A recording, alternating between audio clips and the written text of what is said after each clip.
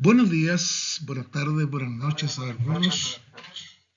Marcelo Rosas Pérez, psicólogo de ENACOP, en esta clase online de estrés en la conducción.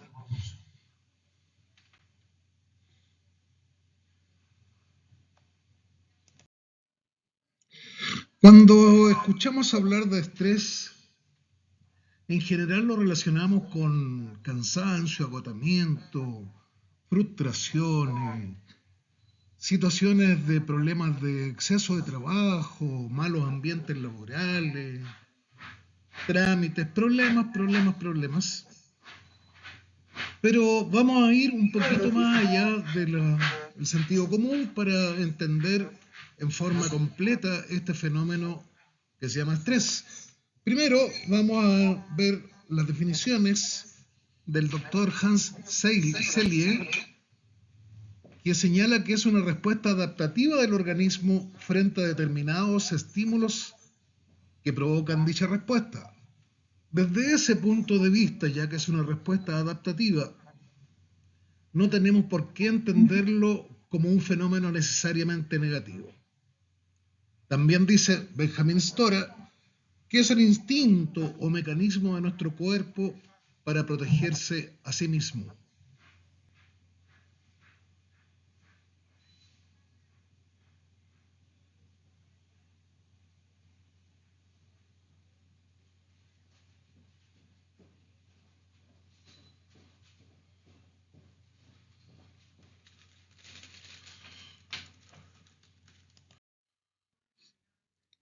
El estrés, entonces, es el proceso que se pone en marcha en nuestro organismo cuando recibimos una situación o acontecimiento como amenazante o que desborda nuestros recursos. Recordemos cuando hablamos de las emociones, que no necesariamente el miedo es una emoción negativa. Las emociones son positivas o negativas de acuerdo a cómo las gestionemos. Si no tuviésemos miedo, probablemente estaríamos muertos, ya que el miedo es una señal de alarma también y nos pone en alerta o hace que nuestros recursos se desplieguen para enfrentar alguna situación que percibimos como amenazante. Por tanto, un mismo hecho no es igual de estresante para todas las personas, ya que la percepción cambia entre una persona y otra. La respuesta de una persona no es la misma en todas las circunstancias o momentos de la vida.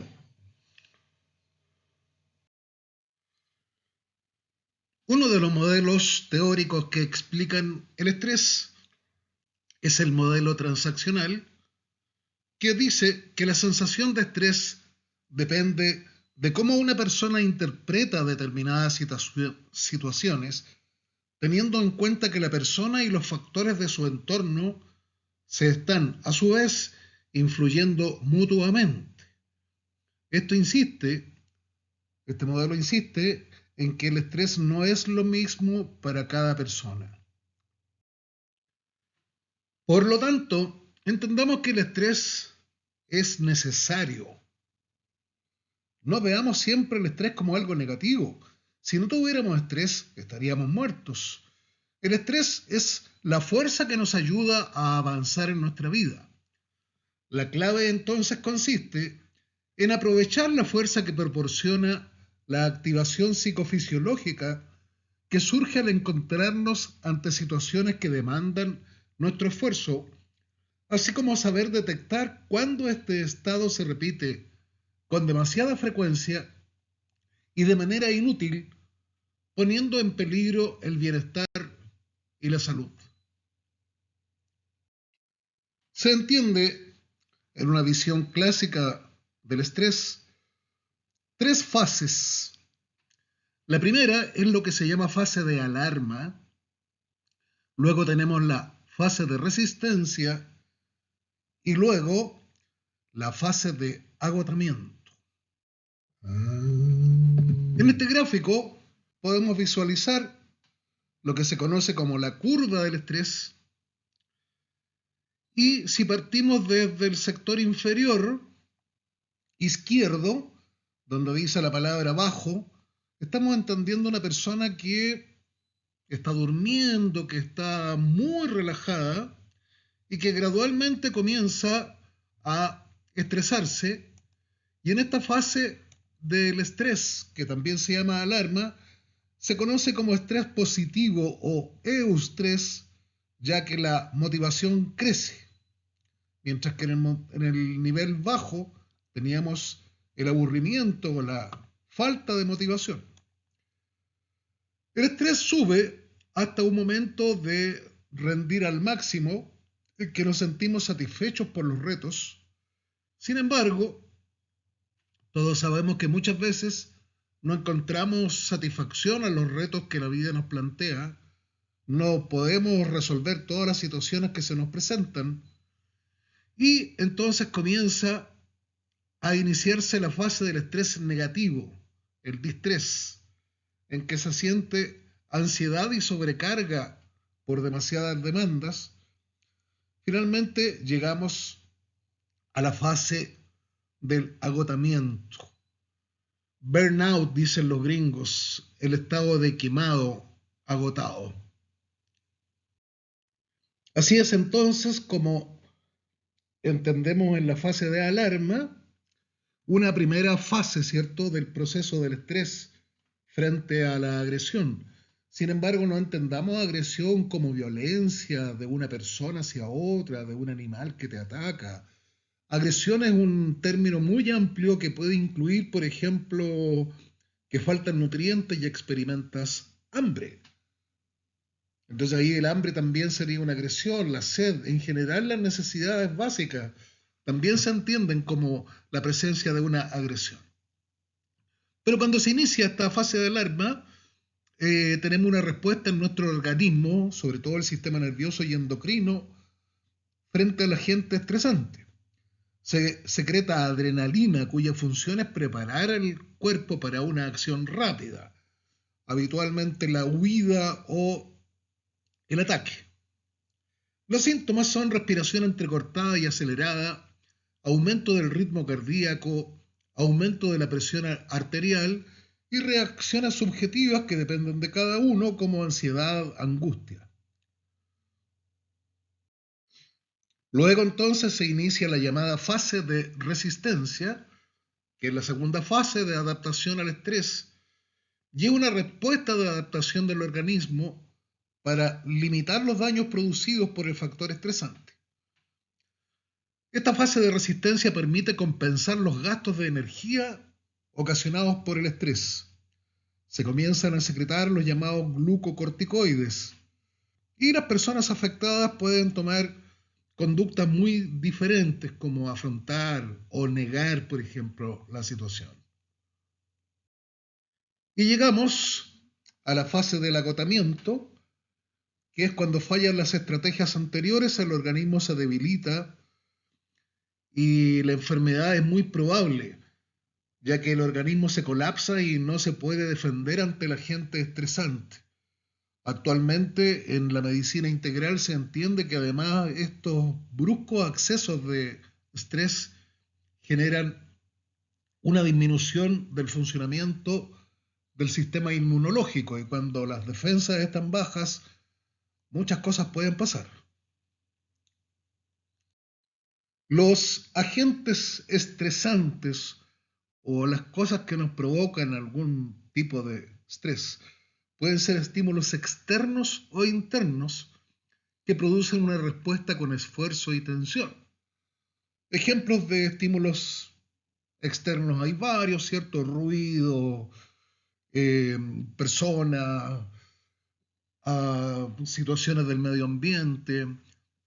Y los estímulos internos habíamos mencionado el hambre, la sed, por ejemplo, un dolor que experimentamos en nuestro cuerpo y que nos produce una respuesta con esfuerzo y tensión. Estos factores que puedan generar estrés en mayor o menor medida corresponden también a algunas características del individuo, como tenemos factores físicos, biológicos, psicológicos y también factores socioculturales. Piense usted, por ejemplo, lo que es el ambiente político o lo que es La información, ver las noticias puede ser algo muy estresante para algunas personas y para otras personas no tanto. Entre los factores biológicos que nos hacen más propensos al estrés, tenemos aspectos genéticos, ¿cierto? Lamentablemente hay quienes pueden heredar alguna tendencia mayor que otras personas a estresarse. Tenemos el estado nutricional. Recordemos que si alguna vez en Sudamérica hubo una gran epidemia de desnutrición, ahora lo que pasa en general es que hay demasiado sobrepeso. Y aspectos de la salud general del individuo que también son factores biológicos. Entre los factores psicológicos propios de la persona, bueno, en general la personalidad, ¿no? Hay personalidades que son más tendientes a la depresión, por ejemplo, otras personalidades que son más tendientes a la agresividad, esto que se conoce como temperamento. El temperamento es algo que se hereda y en la educación, en la vida, con la relación con otras personas, sobre todo, se va generando lo que llamamos carácter. También tenemos el peso de las experiencias pasadas. Es decir, enfrentar un accidente, por ejemplo, que es el primero, no es lo mismo que enfrentar el cuarto o quinto accidente. Tenemos factores como la motivación. Es decir, muchas veces somos capaces de pararnos y enfrentar las situaciones de estrés porque sabemos que nos espera algo mejor. También tenemos cosas como la inteligencia, lo que nos permite comprender mejor cuáles son los mecanismos del estrés y poder enfrentarlos de mejor manera. Y los valores morales, la fe, por ejemplo. Personas que tienen fe son mucho más resistentes a los aspectos negativos del estrés que otras. Entre los factores socioculturales se destacan las dificultades económicas, es decir, existe hoy día un nivel de endeudamiento y sobreendeudamiento en la población que genera mucho estrés. Tenemos los sucesos vitales intensos como casarse o separarse. Tenemos acontecimientos traumáticos como la muerte de un ser querido. Y también hay estilos de vida del individuo, profesión, relaciones sociales. Aquí, cuando hablamos de estilos de vida, entendemos que un conductor elige la vida de conductor porque también necesita calle, necesita moverse, necesita acción. Hay personas que nacieron para ser oficinistas y se sentirían muy mal llevando el ritmo de vida de un conductor. Y hay muchos conductores que se les haría la vida imposible si tuviesen que pasar todo el día encerrados en una oficina. Entonces, son estilos de vida. Entre los factores que determinan la aparición del estrés, destacamos la forma de evaluar el suceso o las capacidades para hacerle frente, la manera de hacer frente a las dificultades, las características personales y el apoyo social. Aquí tenemos un ejemplo de cómo la forma de evaluar el suceso y la capacidad para hacerle frente varían de una persona a otra.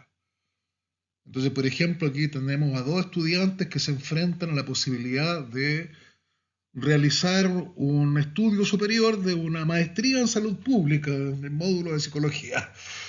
Entonces, para uno, esto significa la amenaza del estrés, pero para otra persona esto puede significar un reto personal, una oportunidad de aprendizaje, donde también experimentan la confianza que tengan en su capacidad para hacer frente al desafío.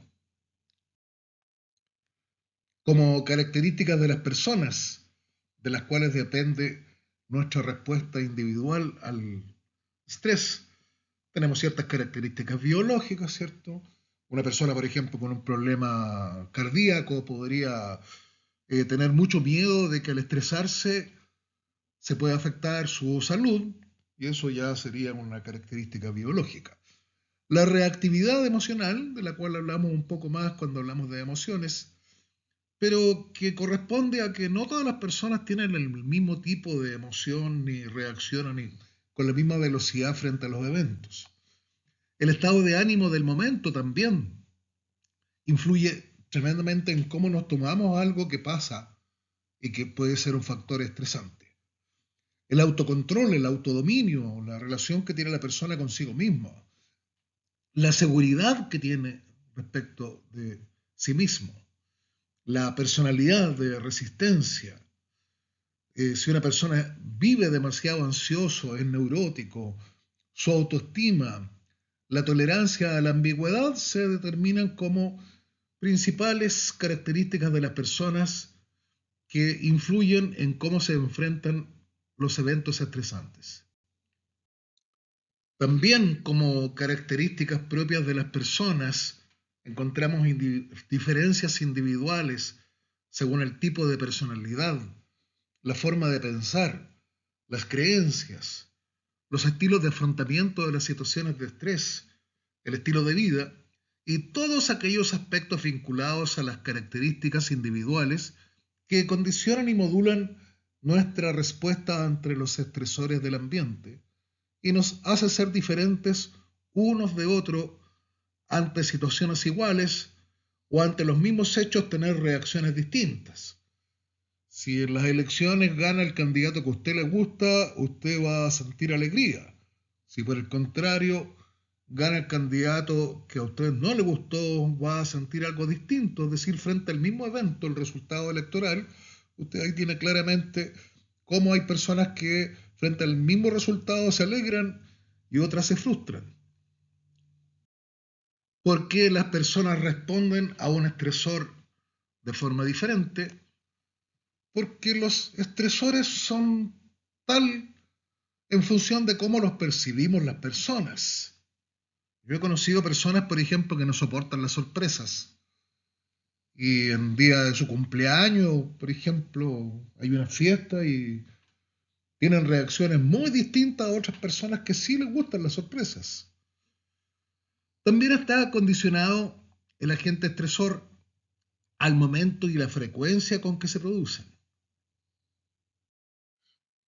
Muy importante de considerar, sobre todo en trabajos como es la conducción, de los indicadores del estrés. Existen tres áreas o tres niveles del funcionamiento. Recordemos que el ser humano es una entidad psicofísica y estamos totalmente integrando los aspectos neuroendocrinos, los indicadores psicofisiológicos y los indicadores psicológicos. Indicadores neuroendocrinos, esta palabra neuro propio del sistema nervioso, endocrino propio del sistema endocrino. Recordemos, el sistema endocrino está representado en el cuerpo por una serie de glándulas que fabrican y producen hormonas, las cuales son inyectadas al torrente sanguíneo y pueden producir modificaciones adaptativas. El páncreas, por ejemplo, la glándula más grande que tiene el cuerpo, es necesaria para la síntesis del azúcar. Y ante estímulos amenazantes, el organismo reacciona con distintos sistemas neuroendocrinos. Pero también recordemos una vez más que la respuesta inicial es adaptativa y natural y solo tendrá consecuencias negativas para la salud si se presenta con demasiada frecuencia o si la preparación para el evento utiliza energía en exceso. Entre los indicadores psicofisiológicos destacamos algunos que son involuntarios, como el aumento de la frecuencia cardíaca, el aumento de la frecuencia respiratoria, el aumento de la presión sanguínea. Entre los indicadores psicológicos destacamos algunas reacciones asociadas al estrés que pueden ser emocionales, somáticas, también algunas reacciones cognitivas y del comportamiento. Los indicadores emocionales son los más importantes y están relacionados con los somáticos. Seguramente ustedes saben que existen lo que se llaman las enfermedades psicosomáticas, es decir, Eh, si conversábamos de que el sistema del estrés puede afectar al sistema inmunológico, habiendo una disminución del sistema inmunológico, vamos a tener entonces resultados somáticos. Una persona que tiene una condición previa de hipertenso, por ejemplo, va a tener una respuesta eh, mayor, no solamente a nivel psicofisiológico con la presión, sino que también a nivel emocional, puesto que sabe que él tiene una condición y puede tener miedo de que esta condición sea grave. Entonces ahí tenemos cómo se va relacionando lo emocional con lo somático.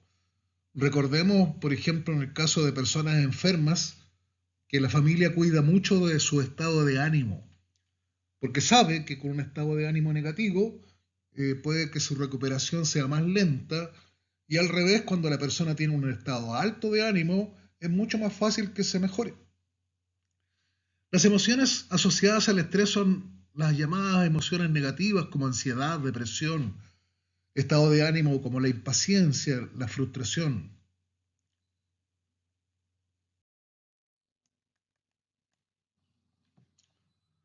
Entre los indicadores psicológicos también los más habituales son la fatiga, el insomnio como indicadores somáticos, temblores, por ejemplo, que le tiemblan las manos, los pies, dolores de distinto tipo, que no son más que los componentes de la reacción emocional.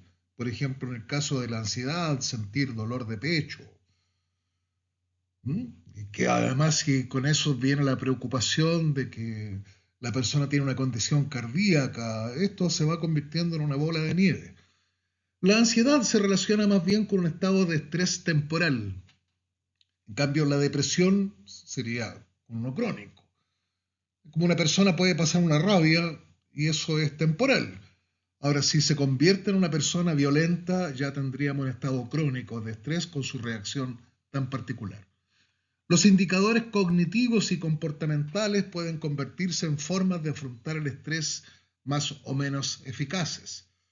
Entre los factores cognitivos tenemos la indecisión, la actividad mental acelerada, la pérdida del sentido del humor, la pérdida de datos en la memoria. Entre los componentes comportamentales de los estados de nerviosismo tenemos cosas como morderse las uñas o no poder estar quieto, trastornos alimenticios. Si la persona fumaba, se va a dar cuenta que está fumando mucho más de lo que fumaba antes, por ejemplo. Cuando hablamos de trastornos alimenticios, tomemos en cuenta que hay personas que cuando están con estrés no son capaces de tragar ni una hoja de lechuga y hay otro tipo de personas que cuando se encuentran sometidos a altos niveles de estrés, lo que hacen es comer y comer y comer.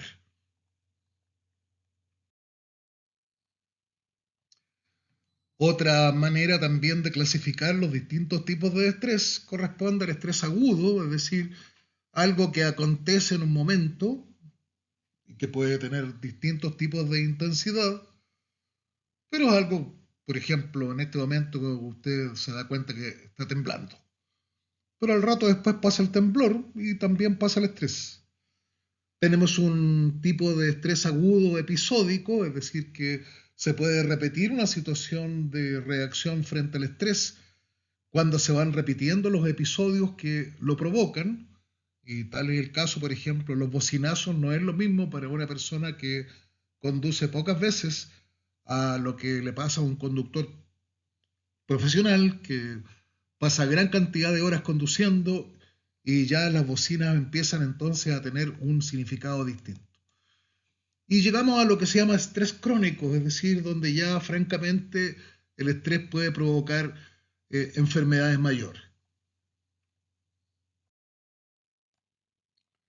El estrés agudo, ¿cierto? La respuesta inmediata frente a un estímulo estresante es el más común, es más intenso, se puede tratar y manejar perfectamente.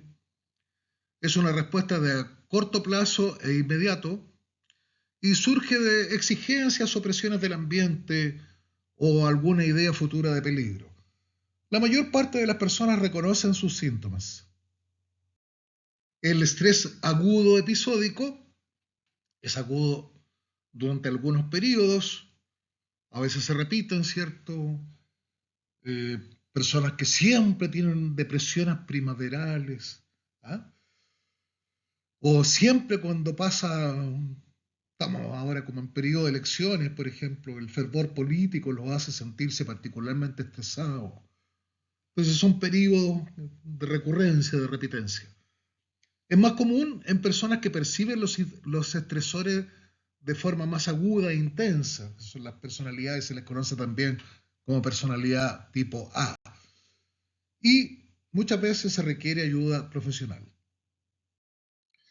En el estrés crónico, estamos hablando de que esto se mantiene en el tiempo, surge de las exigencias y presiones permanentes en el tiempo.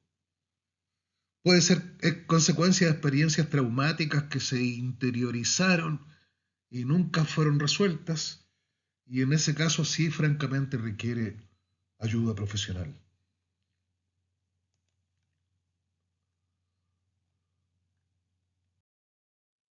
Es importante entender que si la situación estresante se prolonga en el tiempo, hay muchos efectos fisiológicos que pueden llegar a producir trastornos cardiovasculares, respiratorios, gastrointestinales, trastornos musculares. Piense usted que el estrés prolongado, por ejemplo, puede hacer que se reduzca drásticamente la agilidad o en general la capacidad de respuesta física, muscular, importantísima para un conductor. También pueden haber problemas dermatológicos, hay muchos tipos de acné, por ejemplo, o el prurito neurótico que las personas sienten picazón. Trastornos de tipo endocrinos, trastornos inmunológicos. Y cuando hablamos de esto último, de los inmunológicos, todo puede pasar. Como trastornos cardiovasculares, es importante recordar que la hipertensión tiene que ver con un estilo de vida y que cuando llega la hipertensión llega para quedarse, depende extraordinariamente de los estilos de vida y dentro de ellos se encuentra cómo se manejan las situaciones estresantes. Otro tipo de trastornos cardiovasculares conocidos que pueden haber enfermedades coronarias, producto del estrés prolongado, taquicardia, arritmias cardíacas. Como trastornos respiratorios tenemos el asma bronquial, el síndrome de hiperventilación, otro tipo de alteraciones de carácter respiratorio, hay ciertos accidentes, por ejemplo, respiratorios como el suspirar, que es una mezcla de lo que es un reflejo del sistema respiratorio y un estado emocional. También pueden haber ciertas alergias que se ven afectadas por el estrés.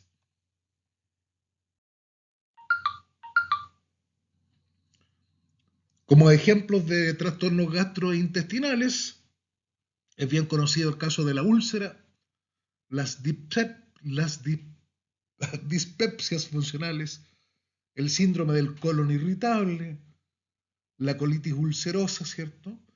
Donde aquí también el estrés juega un importantísimo papel. Entre los trastornos del sistema muscular encontramos tics, temblores, contracturas, sobre todo en la parte alta de la espalda, digamos, el sector cervical, dorsal. Eh, por esa razón muchas veces se dice esta persona, oye, anda con la mochila, o dice, me tienen jorobado los problemas, ya estoy curco, porque se experimenta una tensión muscular excesiva en esa zona de la espalda. Si no hay ejercicio, no hay autocuidado, esa misma contractura puede empezar a tener efectos lumbares. Y es importante en la seguridad de la conducción que pueden haber alteraciones de los reflejos musculares, las lumbalgias, dolores de la parte baja de la espalda. Como prevención de los efectos negativos del estrés, es importante realizar actividades placenteras, pasear, hacer deporte, tener buenas relaciones, relaciones de matrimonio, de pareja, o aprender y poner en práctica ejercicios de relajación son algunas soluciones eficaces, siempre considerando, claro, la tríada alimentación, sueño y actividad física. Dentro de lo que se llama un estilo saludable de vida o que son características personales de rutina o de estilos que nos protegen del estrés, el estilo de vida saludable, particularmente, habíamos señalado recién, los hábitos de sueño, ingesta y actividad física, y siempre hay que considerar, por ejemplo, la cantidad de horas que debe dormir, la calidad, porque puede dormir gran cantidad de horas, pero si su sueño es de mala calidad, no va a estar suficientemente descansado en el día. Lo mismo pasa con la ingesta, es decir, horarios de alimentación, horarios de sueño, calidad de la alimentación y actividad física. Con respecto al sueño, es bien importante valorar el descanso, la cama y ropa de cama, el ambiente de la habitación, porque son de gran importancia en la calidad de vida. Es extraordinario que para algunas personas la cama es aquel mueble en que pierde el tiempo porque no produce y le resta valor a este mueble tan importante en el que pasamos casi la tercera parte de nuestra vida. En personas que conducen también es importante observar horarios definidos de sueño y descanso para asegurarse así de estar muy despiertos cuando lo necesitamos. Siguiendo con recomendaciones para protegernos del estrés, es importante mantener el peso recomendado según la talla, comer comida saludable, que esto permite un mejor estado del sistema cardiovascular y del aparato muscular, y esto contribuye a evitar estados musculares de tensión, que reducen la eficiencia de nuestras reacciones musculares. También es importante observar horarios definidos de alimentación para así poder programar aquello que se conoce como el reloj biológico. Irse a la cama luego de una ingesta pesada ayuda un poco a quedarse dormido, pero la calidad del sueño es mala. Ya estamos conversando de nuevo del sueño. Es importante recordar lo que se llama sueño postprandial, que es esta suerte de modorra que sigue a la ingesta de alimentos pesados. Por eso es mejor para el conductor comer cantidades pequeñas de comidas livianas, sin tampoco excederse, porque comer demasiado poco genera hambre y el hambre también genera una situación durante la conducción. Y una vez más, dar las gracias por su atención, esperando que este módulo sobre el estrés haya sido de su interés.